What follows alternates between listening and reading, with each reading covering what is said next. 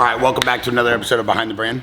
I'm sitting here with two of the best ever do it, TJ Dillashaw and Lyoto Machida, one of the most iconic MMA fighters of all time. Machida, thank you for coming. Thank you. So we're here at the Santo Performance Studio. We're doing a little behind the scenes. TJ, what you said you're tired of me getting beat up? What are you tired of? Tired of you running around the cage looking like a scared cat. He needs to get some dog in him, learn how to throw some kicks, and so we brought him the best to do it. So I get beat up a lot by a lot of these guys that come on the podcast, and I think TJ wants me to learn how to kick. More so, I want him to learn how to like control his distance. Like, you're the best at controlling distance, right? You did very well. Thank you. But he's so good at avoiding damage and controlling his distance, where you kind of like shell up and run away, right? Yeah. So if you can get confident with your feet under you and be able to keep your distance and range, it's gonna help you a lot. Is distance a big part of the game? Yes. How did you do that so well? TJ was talking about you at dinner last night about you were the king of controlling the distance and understanding the positioning. How did you do this? Because time and distance should be work together. Okay. For example, you come towards me, I move back. And I adjusted this. You come towards me, I catch you before you land you know what I mean? Like, oh wow. because I cannot fight just moving backward all the time. Otherwise, you're gonna control the fight. But I can move backwards a little bit to control the distance. And also, my lead arm will be in charge of that. For example, I fight here. I don't need to extend my arm all the time. But if you come too much, I can control. Come.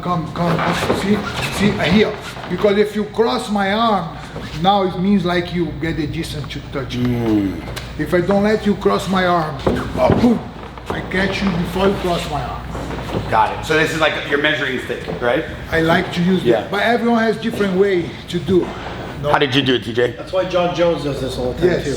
He's Not really really good. he does that because he likes to poke people. No, it's more, it happens because he's doing it on accident, right? I mean, maybe he's coming a little bit more, but this is like you're judging here. Is every fighter different? Like you have to wait and see the Every pattern? fight is Because I'm sure they different. knew you were going to do that. Every fight is different, but the main thing is the distance. It doesn't mean that I cannot fight in the short distance. I can fight in a short distance. Now I hit the guy strong, the guy feel. Now I go to the short distance because I want to finish the fight. He's taking the chance, he's putting the odds more in his favor. Right? Instead of being in that 50-50 fight, he's choosing when he's going to get into that. Got it. So the fight the TJ fought against Barão, Renan Barão, was like that. He could control the distance all the time.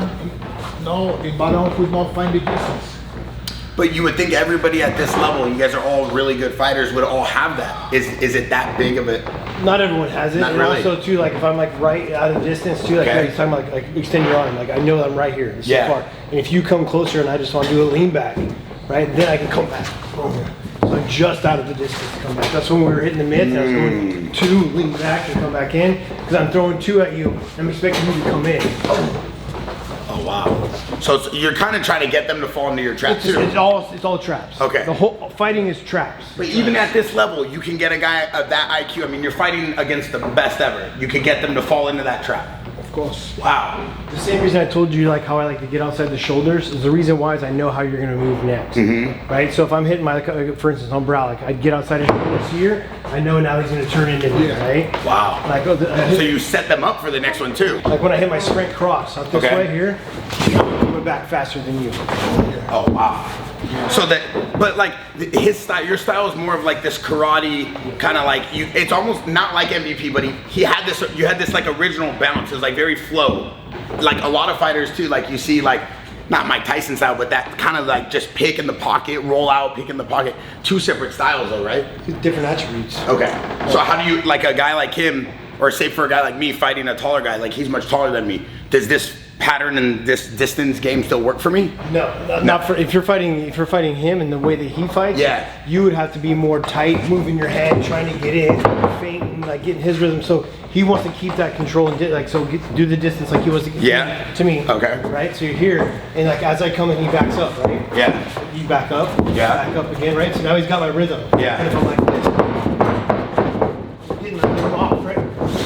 Yeah, but you gotta be good. You're conditioning the feints. Yeah, got it. And then the way you were able to control, but then set up your kicks. How did you do that? So many ways, but I like to hide my kick. I don't do like extra movement. Okay. You know, like for the people they kick, they do this and push. No, I don't. I separate like my upper body, then low body. Stay here. Look at me. Boom. See, I here. I don't move. Boom. I kick. Oh wow. Yeah, I don't People see it move too coming. much. Sometimes they do this. No, I kick here from here. boom, kick. Or from here, boom. Most of the people, they kick this. It's good too, but depends the situation. But if you're here, and I kick here, you cannot see my kick. Wow. Because they come from boom, no, boom. From here kick. Yeah. But like he kind of just, I don't even know how to explain it. Kind of, you don't see it. There's no telegraphing. Practice. Okay. Yeah, it's a lot of practice. Obviously, we know you're one of the best ever, but that's on another level. It's just like, it just comes. Like there's nothing moving except nothing moving. Just See how you even had to like lean back to pick your foot up? Yeah. He's got his weight perfect. That's why he can bounce the way he bounced too. And he can just go back. Yes, from there. And what did you do to train like this? Or what technique is this? There is a lot of train, there is a lot of type of train, but once is kick from here, kick from here. Of course, during the fight, you're gonna move a little, you're gonna lean backward a little bit. You see how you kick here. See, you lean backward. You have to improve your kick. Why? Because you kick like that. How am I supposed to? Yes! Thank you! Thank you! How am I supposed Like to a kick? baby, no. Like a baby, yes, yes. Keep your knee here. Boom. Oh, look at my shoulder. I don't move. Don't move. Boom. And also, the snap is important. The snap of the kick. Snap. Got it. It depends on the kick, you know? Okay. For example, I can kick your head, I can do this. Boom, pass the kick. It's good. It's good. So, for me, everything works. Depend of the situation. For example, what the guy kicked Tony Ferguson, Michael Chandler. Michael Chandler. People start to criticize him. No, his kick is ugly. I say, man, it worked. There is one saying in Japanese we call 3 stages of learning. Shu, hari. Shu means you learn by one professor, one master. Then ha, you start to open your mind a little bit and add some different professor. And re, when you start to create different movement. Wow. Know what I mean? Like Shu, hari. Shuhani. So most of the fighters, they are in the re stage because they already learned, they already developing, now they creating some different Their own way. style. If it works, works. So the main thing is snap is important. For example, look my kick here, Yeah. See, don't move your body too much. Okay. Don't move your body. And kick with your hips. Let me kick your abs a little bit. Yeah. Light. Yeah. For example here. If I push, Okay. I don't move too much. See? Then I use my hips like a punch. If you think your hand's gonna punch, Yeah. if you think your elbow gonna punch, like you're gonna throw your punch much more, right?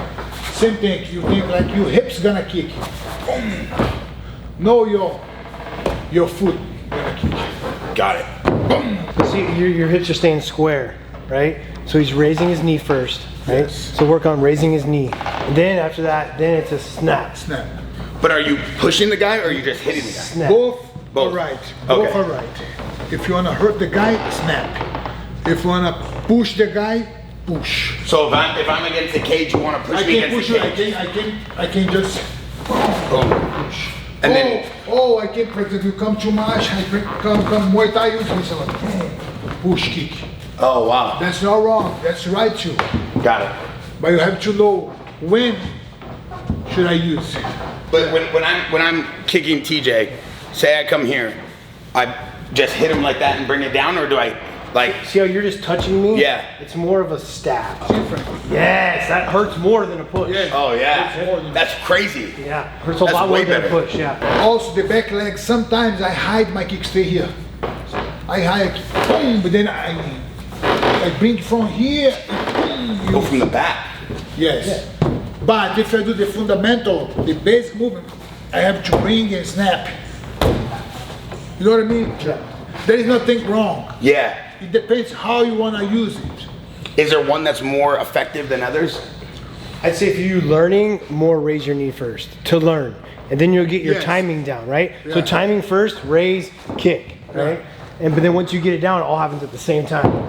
If you set you up like that, yes, I know you're ready to do something. You're ready to counter. You're ready to. But if I bring you to the side, Before you adjust, I can kick you.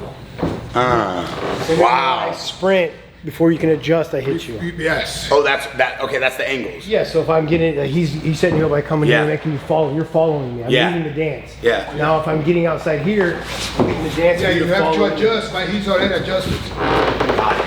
You know what I mean? Like, Wow. He's ahead of you. Yeah. Yeah. Like He's gonna catch you. a lot of guys that do high guards like this. Yeah. Like when I was fighting Soto, I would like slap his guard hard. Yeah. And then I would show you.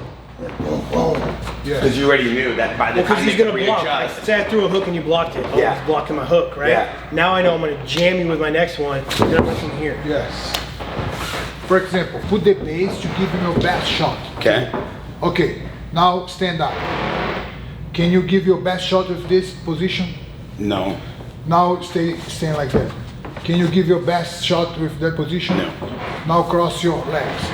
Can you give your best shot? No. But during the fight, you're gonna walk, you're gonna cross your legs sometimes, you're gonna move, you know what I mean? I have to find that moment. Wow. That you cannot.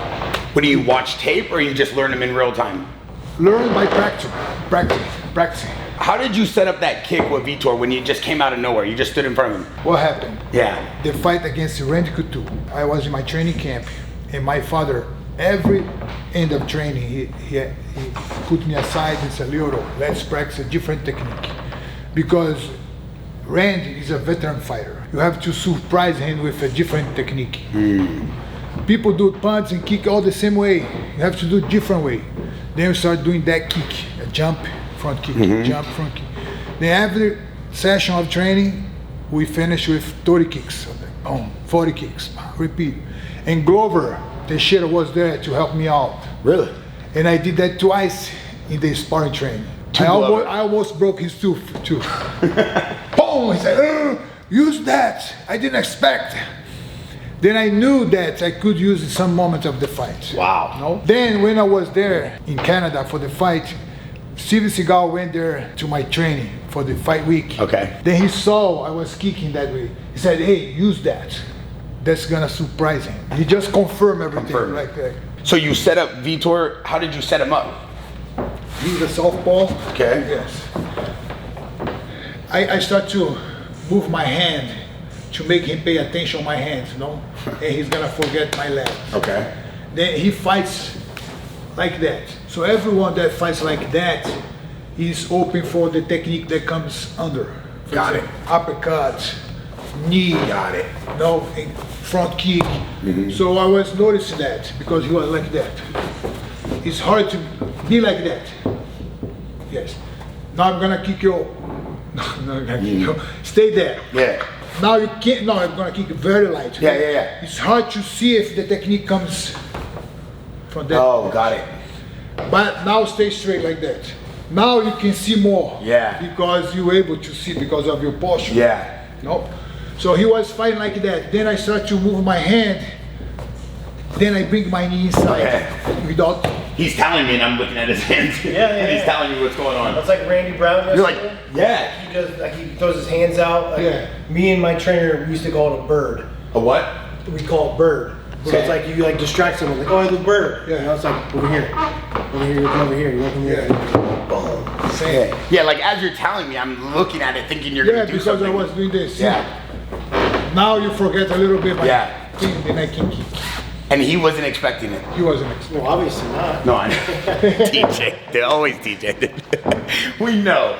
But he's a great fighter. And you would think that these great fighters would be on the same page. Obviously, I'm not a fighter. I don't know what it's like to be in there. But to forget about something like that, you had to be real good at kind of distracting them, right? Yeah. So this distraction's got to be very like believable. You said the other day when I was boxing with Coach Yogi, your feints, eventually if you stop touching them on the feint, they don't believe them anymore. You lost that interest. Yeah. So like this, if you don't do something with it, does eventually not work, or no? You had to eventually something maybe throw it every once in a while? Sometimes it doesn't work. Yeah. But I don't care, I change, you know. I break the level. I do some different things because I cannot let you be used to my patterns. Got it. I have to break the rhythm, break the patterns all the time, because if I do one thing, you by instinct start to defend yourself. Like I know. Then I have to change my patterns. Like for example, I was doing this. Then you don't believe that anymore because now then I have to change. Then I break the level. See, I do some different things. Yeah. To the side. I have to find a way to hit you up. Like yesterday, we were working on Randy Brown's jab, right? And he hits a jab every fight. If I start hitting you with my jab, right? If I hit you with my jab a couple times, boom, hit me in the face. Now, what are you going to do when I jab? Trying to hit you. You're going to get your head out of the way. Yeah. If I stick you with the jab, you're going to get your head out of the way. You're going to go outside my jab, right? Now, once you start going outside my jab, I start seeing that now. Boom.